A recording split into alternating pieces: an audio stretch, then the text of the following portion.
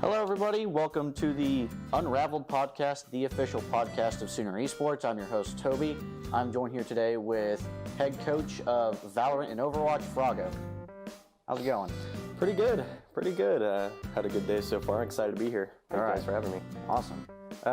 You mind introducing yourself to everybody? Yeah, so my name's Cale. I'm a junior here at OU. I'm studying creative media production, and I am the head coach and development lead for both of our Overwatch and Valorant intercollegiate teams, so a whole lot to do there. I bet. Anyway, how are your teams doing so far? Pretty good. We're off to a very good start. Overwatch just yesterday, collectively across both teams, we went 3-1.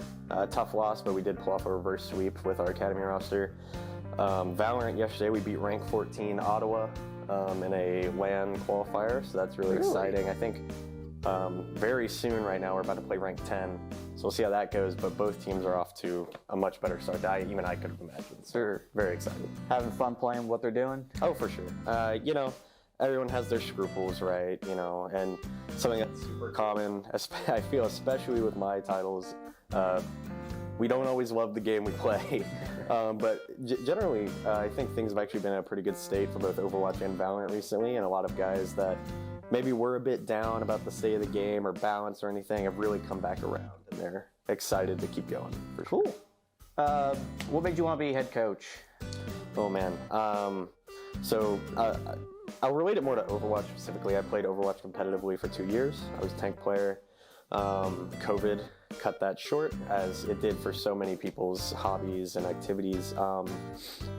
But I had that experience. I coached a team, a very low-ranked team, but a team at the wake of the pandemic, 2021.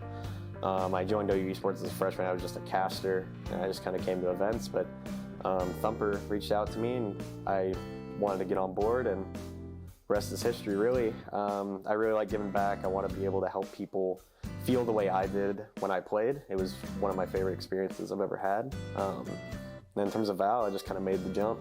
I liked the game enough, learned enough, and now I'm in charge of both. Teaching young guys how to go? Yeah. There it is. So, what do you play right now? What games do you play right now? Yeah, outside of the obvious, which frankly I don't really play a whole lot. I would say my biggest game is actually Dead by Daylight. I don't talk about it a whole lot, but that is my obsession game. I've got over 2,000 hours in it. I haven't played it as much very recently, but outside of Overwatch and Val, Dead by Daylight for sure. New Madden just came out, been playing that a bit. I like a lot of co-op games. So anything I play with my friends, I played Deep Rock for a while. Been trying to get into Satisfactory. That's a great game. Stuff like that. I love Deep Rock. Those are great games. Deep Rock, I remember I found it. I got it on summer sale for $10. I bought it not thinking anything. I was like, this game has so much to do in it. This is gonna be months of entertainment for me. Yeah. So recently, the Overwatch team did a hot sauce challenge. Yes, we did. You want to talk a little bit about that? Yeah, sure. So the amount of planning that went into that was surprising. I'll be honest, when we first pitched the idea, it was pitched by our community ambassador, Lily. She was just like, what if we did a Hot Ones style fundraiser? More money we raise, spicier stuff we eat, and we can really torture ourselves, right? But when we really got into the nitty-gritty, the amount of planning and work we did, obviously we streamed that live on OU Sports on a Sunday. That Saturday, me and my team staff, as well as a few production people, we showed up at around noon to start setting things up in the Black Box Theater. We left at about 1:30 that night, and we were back there at 10 a.m. to get ready to run. So it was a really great time. It was a blast to do. From the feedback we got, it was a blast to watch, it seemed like. So we're very happy with it. And if anyone that watched remembers, I did not react very well, especially the last level. That was hard. But I'm glad I did it. I'm glad I can say I did it. It was a good time. We ended up raising about $700. So awesome. Do you guys plan on doing anything else similar to that in the near future, like maybe another type of fundraiser where you torture yourselves? We're really pushing fundraising this year. I mean, as an org as a whole, but especially with my programs, I really want us to meet that new that new distinction, right? That new varsity distinction, and a big part of that is fundraising. In terms of hot sauce, probably not. But we're cooking some ideas and expect to see more from both teams very soon for fundraising. So where's the Val team going to go this year? Like, where are they going to go? You talked a lot about Overwatch, but what's how's the Val team going to do, or what they're going to... Yeah, so Valorant this year, to put it frankly, we really revamped it over the summer. I took over the program in May, and we've pruned, we've trimmed, we've brought in new people. We've really strengthened this program a lot.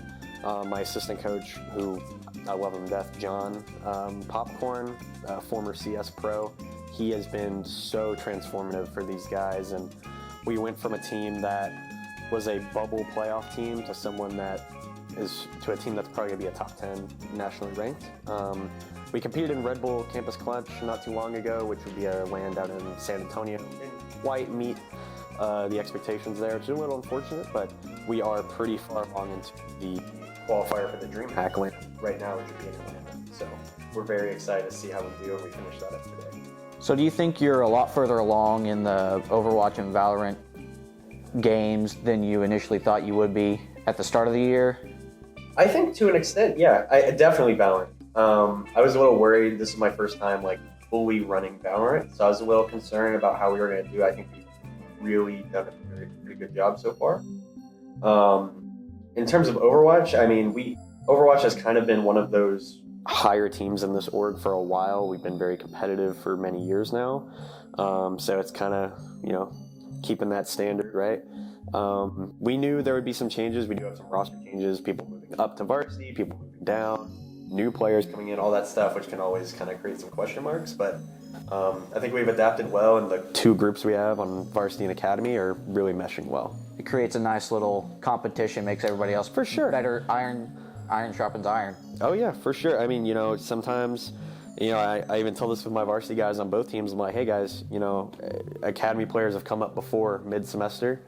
There's always that fire underneath you, You can never start slacking, and I think our guys do a really good job of that. All right, well, it's been really nice having you today. Yeah, thanks for having me.